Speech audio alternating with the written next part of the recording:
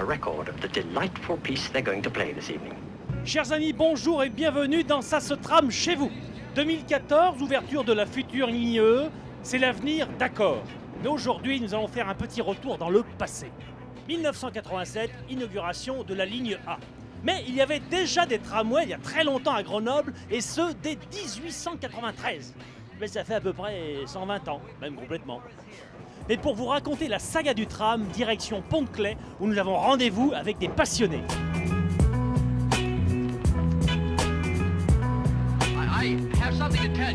Je vous présente Jean-Marie Guetta, qui est membre de l'association Standard 216. Bonjour Jean-Marie. Bonjour. Alors Jean-Marie, nous sommes où ici? On est dans un vaste bâtiment de 3000 m², qui est l'espace Histobus dauphinois. Alors ici, on peut tout savoir des transports en commun grenoblois. Hein. Ça commence avec les bus, les omnibus tirés par des chevaux. Oui, bien sûr. C'est à partir de 1865. Et puis après, on est passé ensuite à partir de 1895 au tramway à vapeur. Et puis très rapidement, 2 années seulement après, en 1897, sont apparues les 2 premières lignes de tramways électriques. Suite à l'arrivée d'Aristide Vergès, ce papetier pyrénéen, qui a commencé à utiliser la force hydraulique pour faire tourner ses moulins, puis ensuite il a mis des turbines, hein, et puis ça produit l'électricité. Alors 1900, déjà à l'époque, la publicité partout. Hein, ici, la vue pour tous, 16 boulevard Gambetta. Je ne sais pas si le magasin est toujours là. Et là, par exemple, pris d'assaut, un panneau, un célèbre biscuit nantais. Nous ne citerons pas de marque, évidemment.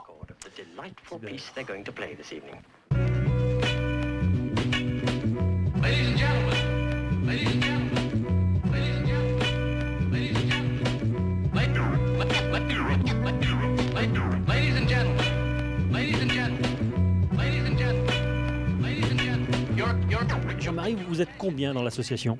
On est une 50aine de membres. Et l'association existe depuis 1989. On va bientôt arriver à nos 24 ans révolus. Vous êtes quand même une sacrée bande d'enragés, parce que là, par exemple, qu'est-ce que vous êtes en train de construire là? Là, c'est une maquette d'un tramway du réseau de la SGTE, donc du tramway réseau de ville, hein, en bas.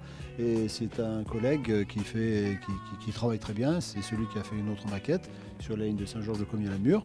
Et là, il y avait des modèles comme ça, il y en avait à peu près une quarantaine qui roulaient sur le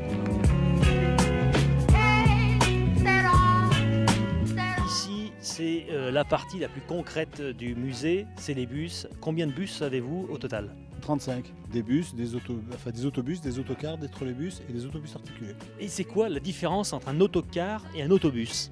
C'est très simple, puisque dans le musée, on a la chance d'avoir un modèle de véhicule identique, mais en version autobus et en version autocar. Devant vous, le véhicule qui est couleur sable, c'est un autocar. Alors un autocar, ça n'a que des places assises à l'intérieur et ça n'a pas beaucoup de portes sur les côtés. On voit qu'il n'y a qu'une porte à l'avant automatique et une porte à loquet derrière. Alors que pour un autobus, comme c'est un autobus en ville, hein, beaucoup de gens montent et descendent sans arrêt. Alors là, on peut voir sur ce véhicule, il y a 3 portes, l'autre il n'y en avait qu'une. Et il y a peu de places assises parce qu'il faut aussi des places debout pour augmenter la capacité du véhicule. What did you expect to find? What did you expect? Who's going to be our future? It's your responsibility to do something about it. Bon, alors moi je vais vous dire au revoir, hein. Je vais repartir avec ce vieux bus de 1946.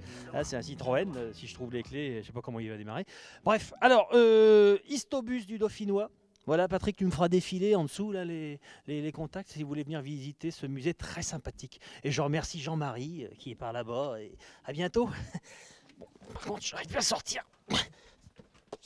C'était pas grand à l'époque. Hein.